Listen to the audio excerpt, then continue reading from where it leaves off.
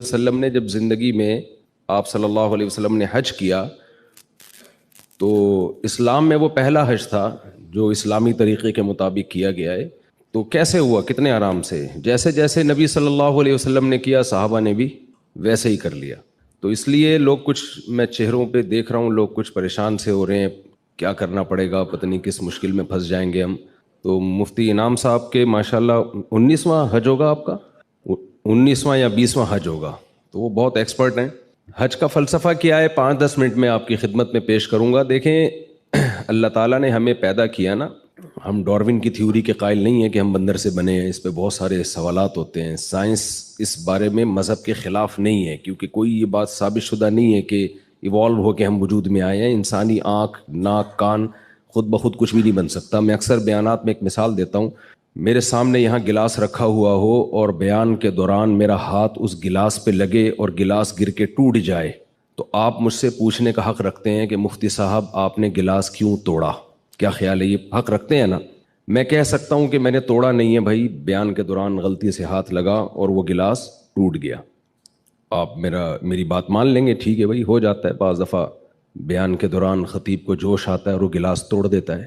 لیکن اگر یہ گلاس ٹوٹا ہوا تھا، میں نے اٹھا کے جوڑ دیا، سمت بانڈ لگا کے، ایلفی لگا کے، آپ مجھ سے سوال پوچھیں کہ مفتی صاحب آپ نے گلاس کیوں جوڑا، اب میں یہ کہہ سکتا ہوں کہ اتفاق سے جڑ گیا ہے. میرے ساتھ اگر آپ لوگ شریک ہوں گے نا، بس زیادہ ٹائم نہیں لوں گا میں، 10 منٹ میں بات کمپلیٹ کروں گا. اب آپ یہ کہہ سکتے ہیں، آپ یہ کہیں گے مفتی صاحب آپ نے گلاس کیوں جوڑا، میں کہہ سکتا ہوں میں نے جوڑا نہیں ہے، خود بخود جڑ گیا ہے، حسن اتفاق ہے، بائی چانس ایسا ہو گیا، یہ کہہ سکتا ہوں میں؟ یہ میں نہیں کہہ سکتا. اس سے ایک سادہ سا اصول ہمیں پتہ چلا، چیزیں بائی چانس ٹوٹتی ہیں، جڑتی. اب آپ جملہ ہی کمپلیٹ نہیں کر رہے، یہ فل ان دا بلینکس، یہ کیا جا رہی نہیں ہے کہنے میں، کیا کتنا ٹائم لگتا ہے. تو بھائی جڑتی نہیں ہے خود بخود. گلاس کا جڑنا اتنا پیچیدہ نہیں ہے جتنا انسان کا جڑنا. 2 آنکھیں ادھر کھوپڑی میں جا کے فٹ ہوئی ہیں سیدھا، 2 کان ادھر جا کے فٹ ہوئے، دل ہمارا سینے میں فٹ ہوا، پورا ہمارا جو مغز ہے وہ کھوپڑی کے اندر فٹ ہو گیا.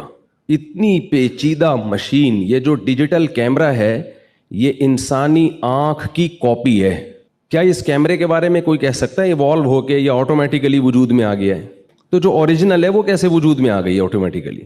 تو یہ بہت بڑی پھینکی ہے ڈاروین نے کہ ایسا ہو سکتا ہے، ہوا ہو. اس نے بھی کوئی فیکٹ کے طور پہ اس کو بیان نہیں کیا، حقیقت کے طور پہ بیان نہیں کیا ہے، بلکہ ایک بات کی ہے کہ شاید ایسا ہوا ہو. تو اس شاید کو ہم نے پیغمبروں کے مقابلے میں لا کے ایسا اس پہ یقین کر لیا ہے کہ 100% ایسا ہی ہوا ہوگا. تو یہ ممکن نہیں ہے. تو ہم خدا کے ماننے والوں میں حج وہی کرتا ہے جو خدا کے وجود پر یقین رکھتا ہے. جس کو خدا کے وجود کا یقین نہیں ہے تو وہ کیوں حج کرے گا بھائی؟ وہ اس کے لیے تو اللہ ہی نہیں ہے، تو پھر اللہ کا گھر کیا اور منی کیا اور عرفات کیا، یہ سب باتیں اس کے لیے بے معنی ہو جاتی ہیں. اب خدا کو ماننے والے کی 2 قسمیں ہیں. ایک وہ ہیں جو مانتے ہیں، بس ایسے مانتے ہیں کہ ہے، کیا کریں، ہے تو کیا کریں بھائی.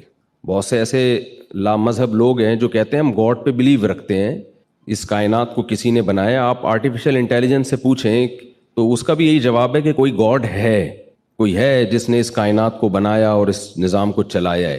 لیکن اللہ ایسے ماننے والوں کو مانتا نہیں ہے. یہ ایسا ہی ہے جیسے آپ کہیں یہ میرے والد صاحب ہیں، یہ میری والدہ ہیں.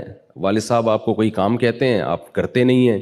آپ آئی ڈی کارڈ میں اپنے نام کے ساتھ والد صاحب کا نام ڈالنے کے لیے تیار نہیں ہیں، لیکن آپ سے جب پوچھا جاتا ہے کہ آپ کے والد صاحب کون ہیں، آپ کہتے ہیں یہ جی یہ جمشید صاحب میرے والد صاحب ہیں. تو جمشید صاحب بولیں گے بیٹا ایسے تکلف کی ضرورت کیا ہے جب تم میری ایک بات مانتے نہیں ہو، آئی ڈی کارڈ میں اپنا نام میرے نام کے ساتھ ڈالنے کے لیے تیار نہیں ہو، تو یہ خام خواہ میں تکلف کہ یہ میرے والد صاحب ہیں، یہ میری والدہ ہیں، اس تکلف کی ضرورت نہیں ہے. تو خدا کے ماننے والے بھی 2 قسم کے ہوتے ہیں. کچھ تو ایسے ہوتے ہیں جو جیسے انگریزوں میں آپ نے دیکھا ہوگا جب کوئی پرابلم ہو کہتے ہیں اوہ مائی گاڈ، کہتے ہیں نا، گاڈ کو تو وہ بھی مانتے ہیں. اب آگے گاڈ ان سے کیا مطالبہ کرتا ہے؟ گاڈ کہتے ہیں زنا حرام ہے، بدکاری حرام ہے. انگریز مانتا ہے اس کو؟ کہتے ہیں جاؤ، کہتے ہیں ہماری انڈیویجول لائف ہے، ہم انڈیپینڈنٹ ہیں، ہم جو چاہیں کریں. گاڈ کہتا ہے کہ شراب حرام ہے، گورا مانتا ہے اس کو؟ اگر نہیں کہیں گے نا سب لوگ تو مجھے ذرا خوشی ہوگی. جی بالکل. گاڈ کہتا ہے کہ لا تقل لہما اف، بوڑھے ماں باپ کے سامنے اف بھی مت کرو. گورا کہتا ہے اف تو دور کی بات، بڑھاپے میں اولڈ ہاؤس میں جمع کرا کے آ جاتا ہے وہ، ٹینشن ہی ختم کرو بھائی. گاڈ اس بات پہ راضی ہوتا ہے؟ گاڈ تو کہتا ہے وَوَصَّيْنَا الْإِنسَانَ بِوَالِدَيْهِ، ہم نے وصیت کی ہے کہ اللہ کے بعد سب سے بڑا حق کس کا ہے؟ ماں باپ کا. تو گورے کا بھی گاڈ سے ایک رشتہ ہے جو نہ ہونے کے برابر. نہ وہ شراب کو حرام کہتا ہے, نہ وہ بدکاری کو حرام کہتا ہے, نہ وہ فیملی سسٹم کو اس کی کوئی ویلیو ہے ان کی نظر میں. چچا خالو پھپھا کا لفظ ہی ان کی مارکیٹ سے شارٹ ہو گئے ہیں. پورے رشتے ہی مارکیٹ سے, ان کی مارکیٹ میں ہر چیز ملے گی آپ کو, رشتے نہیں ملیں گے. تو اللہ جو ہے اسلام کی صورت میں جو اللہ نے ہمیں دین دیا, دین برحق دیا, اس میں دو چیزوں کا نام ہے اسلام. کہ آپ کا ریلیشن, یعنی اسلام کو اگر آسان لفظوں میں ایکسپلین کیا جائے تو اسلام از دا نیم آف ریلیشن شپ. اسلام نام ہے ریلیشن کو قائم کرنے کا, کہ آپ انڈیویجول نہیں ہیں, انڈیپینڈنٹ نہیں ہیں. آپ کو پیدا کرنے میں کسی کا ارادہ ہے, پھر آپ جب پیدا ہوئے تو آپ کو پالنے میں آپ کے ماں باپ نے مدد کی ہے. خلق من الماء بشرا فجعلہ نسبا وصہرا. اللہ کہتے ہیں ہم نے ایک پانی سے بنایا اور دو خاندان دے دیے تمہیں, ایک ددیال اور ایک ننیال اور ایک سسرال. یہ اللہ نے سسرال کا تذکرہ کیا, اگرچہ مجھے ڈر لگ رہا ہے کہتے ہوئے, لیکن فجعلہ نسبا, ایک نسب والا خاندان اور ایک بلوغت کے بعد سسرال والا خاندان. تو یہ ریلیشن ہے خاندان کا, اور ایک ریلیشن ہے خالق اور مخلوق کا. تو اسلام دو چیزوں کا نام ہے کہ اپنا رشتہ اللہ سے بھی مضبوط کرو اور مخلوق سے بھی مضبوط کرو.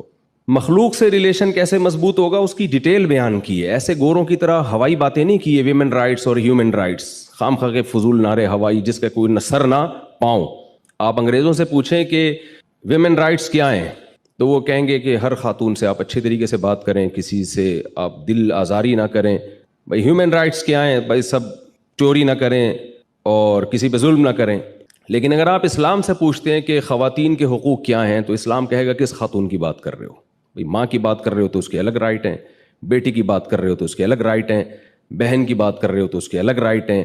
بیٹی کے رائٹ کیا ہیں؟ آپ اپنی وراثت سے اس کو محروم نہیں کر سکتے. انگریزوں میں یہ حق ہے, مغربی دنیا میں حق ہے کہ آپ بیٹی کو وراثت نہ دینا چاہیں تو آپ کا یہ رائٹ ہے. اسلام میں کیا ہے کہ بھئی آپ بیٹی کو وراثت سے محروم نہیں کر سکتے. تو رائٹ کس میں زیادہ ہوئے؟ اسلام میں زیادہ ہوئے نا. تو ایک ایک رائٹ کی ڈیٹیل بیان کی ہے, ماں کے حقوق, بیوی کے حقوق, بیٹی کے حقوق, بہن کے حقوق. اسی طرح اسلام میں خالق کے بھی کچھ حقوق ہیں. صرف اوہ مائی گاڈ کی حد تک آپ نے خدا کو یاد نہیں کرنا, اتنا کافی نہیں ہے. تو اللہ نے مخلوق کے خالق سے ریلیشن کے لیے ہمیں 5 ارکان دیے ہیں. سب سے پہلے تو کلمہ توحید ہے کہ اس کے ساتھ کسی کو آپ نے شریک نہیں کرنا. یہ باتیں چلتی ہیں. اصل تو آپ کے گائیڈ ہیں مفتی انعام صاحب, میں بھی ان سے سیکھتا ہوں الحمدللہ. اور مجھے پچھلے 2021 یا 22 میں نے حج کیا تھا تو مجھے بہت کچھ سیکھنے, ابھی بھی میں نے مسائل حضرت سے ہی سیکھ رہا ہوں. کیونکہ دیکھیں یہ حج ایسی چیز ہے جو کتابوں سے نہیں آتی. ملا علی قاری رحمۃ اللہ علیہ کا مشہور واقعہ ہے نا, انہوں نے حج پہ پوری کتاب لکھی, طواف کرنے گئے تو الٹا طواف شروع کر دیا انہوں نے. تو کسی نے کہا کہ ملا علی قاری کی کتاب پڑھ کے ہی آ جاتے. ان کو یہ نہیں پتا کہ یہ ملا علی قاری ہی ہیں جو کتاب لکھ کے بھی الٹا طواف شروع کر دیا انہوں نے. تو ایک اسلام میں دوسرا رکن ہے نماز. یہ اللہ کے اور مخلوق کے ریلیشن کو قائم کرنے کے لیے. اگر آپ نماز نہیں پڑھتے, آپ صبح شام کہیں میں خدا کو مانتا ہوں, اللہ کہتا ہے ایسے ماننے پر تو گورنمنٹ کی طرف سے کوئی پابندی نہیں ہے, آپ کا کچھ جاتا بھی نہیں ہے, تو ایسے مانتے رہیں آپ. اسی طرح زکوٰۃ ہے, اسی طرح روزہ ہے, اسی طرح حج ہے.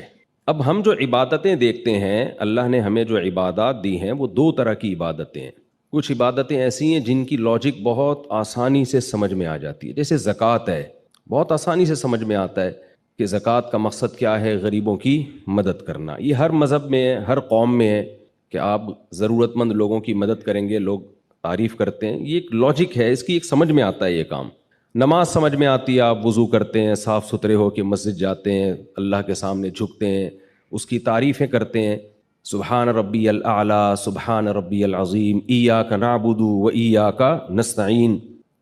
لیکن اللہ تعالیٰ کچھ عبادات ہمیں ایسی دیتے ہیں جن کی سرسری غور جب آپ کرتے ہیں تو اس کی کوئی لاجک سمجھ میں آتی نہیں ہے کہ یہ کیوں ہے. تو اس کی ایک ہی لاجک ہے, وہ لاجک یہ ہے کہ میں یہ دیکھنا چاہتا ہوں تم میرے بندے ہو, میرے غلام, اپنے آپ کو سمجھتے ہو یا نہیں سمجھتے. آپ نے فوج میں دیکھا ہوگا ٹریننگ کے دوران نا, بعض دفعہ کیا ہوتا ہے, فوجی آفیسر کیڈٹ کو بولتا ہے کہ جاؤ یہ کین یہاں سے اٹھا کے وہاں رکھ دو. وہ بیچارہ بھاگا بھاگا جا رہا ہوتا ہے, رکھ کے آتا ہے, کہتا ہے واپس اٹھا کے لے آؤ. کہتے ہیں سر آپ نے وہاں رکھوایا کیوں تھا جب واپس لے کر آنا تھا. تو وہ کیا سکھاتے ہیں, آرڈر از آرڈر.